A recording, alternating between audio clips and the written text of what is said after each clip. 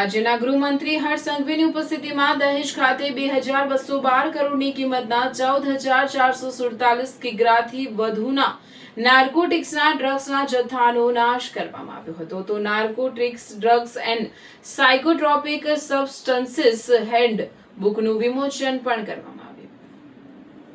મુખ્યમંત્રી ભૂપેન્દ્ર પટેલના નશામુક્ત ગુજરાત સંકલ્પને વધુ દ્રઢ બનાવવાના ભાગરૂપે રાજ્યના ગૃહ રાજ્યમંત્રી હર્ષ સંઘવીએ ભરૂચ જિલ્લાના દહેજ ખાતે આવેલ બેલ કંપની ખાતે એક મોટા ડ્રગ્સ નાબૂદી કાર્યક્રમમાં ઉપસ્થિત રહ્યા હતા, જેમાં ગુજરાત પોલીસ દ્વારા જુદા જુદા 877 ગુનાઓમાં જપ્ત કરાયેલા 2212 કરોડની કિંમતના 14,447 કિગ્રાથી વધુના નાર્કોટિક્સના જથ્થાનો નાશ કરવામાં આવ્યો.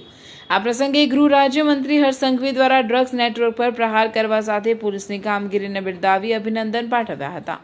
આ પ્રસંગે ગૃહ રાજ્યમંત્રી હર્ષ સંઘવીના હસ્તે સરકારની રિવોર્ડ પોલિસી હેઠળ રાજ્યના મોટા કેસોમાં સફળતાપૂર્વક કામગીરી કરનાર પોલીસ જવાનોને લાખો રૂપિયાની ઇનામની રકમ અર્પણ કરવામાં આવી, તેમજ narcotics drugs and psychotropic substances હેન્ડબુકનું વિમોચન પણ કરવામાં આવ્યું. દહેજની GSCL કંપની હોલ ખાતે આયોજિત કાર્યક્રમમાં ગૃહ રાજ્યમંત્રી હર્ષ સંઘવી દ્વારા ડ્રગ્સ નેટવર્ક પર પ્રહાર કરવા માટે કેટલાક મહત્વપૂર્ણ પગલાઓની જાહેરાત કરી હતી.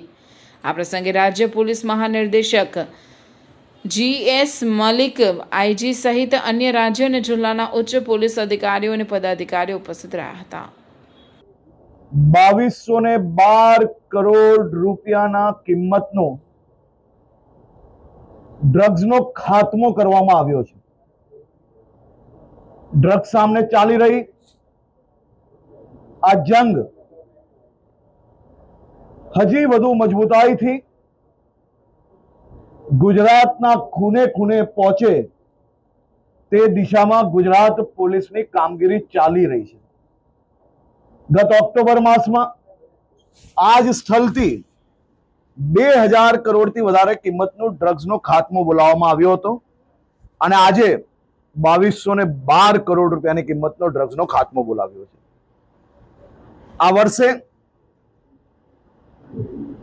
ગુજરાત નહીં પરંતુ દેશના ઇતિહાસમાં ડ્રગ્સના કેસના કન્વિક્શનમાં સૌથી મોટો વધારો એ ગુજરાતમાં આવ્યો છે. ગુનેગાર પકડાઈ જાય, વર્ષો તક કેસ ચાલે, છુટકારો મળી જાય ક્યાંક ને ક્યાંક છટકબારી શોધીને, પરંતુ છેલ્લા 5 વર્ષથી જે પ્રકારે એક પછી એક મહત્વના બદલાવના કારણે આ વર્ષે આશરે 65% જેટલા ગુનેગારોને સજા સંભળાવવામાં સફળતા પ્રાપ્ત થઈ છે. આવનારા દિવસોમાં 100% ગુનેગારોને સજા સંભળાવવામાં સફળતા પ્રાપ્ત થાય તે પ્રકારના કામગીરીમાં અમે આગળ વધી રહ્યા છીએ. આણંદમાં જે એક એન્કાઉન્ટર થયું તેને તમે કઈ રીતે જોઈ શકો?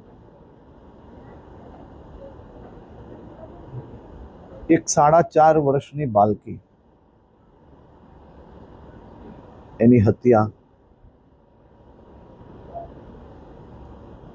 મોટા મોટી દુષ્કર્મ બી, અને જેનો ભૂતકાળ બી આ જ પ્રકારના ગુનાઓ જોડે જોડાયેલો હોય એવો નરાધમ પોલીસને ચક્કુ મારવાની કોશિશ કરે,